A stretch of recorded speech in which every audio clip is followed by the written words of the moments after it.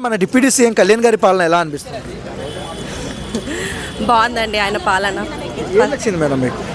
అంటే అందరి మధ్యకి వెళ్ళి ఆయన ప్రతి ఒక్క విషయాన్ని చాలా డెప్త్గా అబ్జర్వేషన్ చేసి వాటిని తను ఏమంటారు సొల్యూషన్ ఇస్తున్నట్టు అనిపించింది నాకైతే. కళ్యాణ్ గారిలో మీకు నచ్చే క్వాలిటీ ఏంటంటే? నచ్చే క్వాలిటీ న్యాచురల్గా ఉంటారండి. అంటే ఒక లే మ్యాన్ ఎలా ఉంటారో అలా ఉంటారు. అంటే సామాన్యుడిగా ఉంటాడు ఆయన.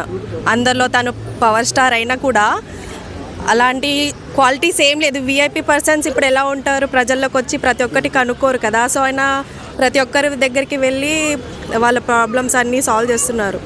దేశ ప్రధాని నుంచి సో విలేజ్లో చిన్న పిల్లోడి వరకు పవన్ కళ్యాణ్ ప్రతి ఒక్కరు ఇష్టపడుతున్నారు. సో ఈ వైబ్ ఎలా అనిపిస్తుంది? బాగుందండి. అదే తను వే ఆఫ్ కన్సర్న్ చాలా బాగుంది. ప్రతి ఒక్కరి విషయంలో కూడా తను బాగా పట్టించుకుంటున్నారా అని అనిపించింది. మనకాడ ఒక 1000 ఉంటే మన పిల్లల తర్వాతనే ఎవరికైనా ఒక 10 రూపాయలు దానం చేద్దాం అనుకుంటారు. నా పిల్లల కన్నా ఏపీ ప్రజలు ఎక్కువ అన్నాడు. ఎలా అనిపించింది మేడం? చాలా బాగుంది అండి. అదే నిజమే కదా. ప్రతి ఒక్కరూ తను సేవ్ చేసుకున్న మనీ ప్రజల కోసం ఏమంటారు, ప్రజల కోసం ఎవరు ఇవ్వరు కదా. సో ఆయన రూపాయి కూడా తను ప్రజలకే చెందాలని అనుకోవడం అది చాలా రియల్గా చాలా గొప్ప విషయమే కదా.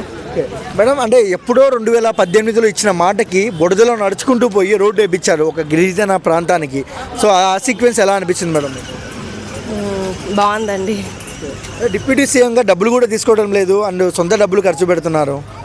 అది మనీ మైండెడ్ ఉన్న వాళ్ళు అలా డబ్బుల గురించి ఆలోచిస్తారు. సో మనీ మెయిన్ కాదు, ప్రజల సమస్యలను తీర్చడమే మెయిన్గా ఆయన ముందుకెళ్ళడం బాగుంది. కళ్యాణ్ గారిని కిందికి లాగుదాం అనుకుంటున్నారు. సో దాని గురించి ఏం చెప్తారు? లాగలరా? ఇప్పుడు మనం ఒక గోల్ ఉన్నప్పుడు, ఒక ఎజెండా ఉన్నప్పుడు, మంచి విషయాల మీదుగా వెళ్తున్నప్పుడు ఎవరు ఎన్ని డ్రాగ్ చేసినా కానీ కిందికి రారండి, ముందుకు వెళ్తారని అనుకుంటున్నారు.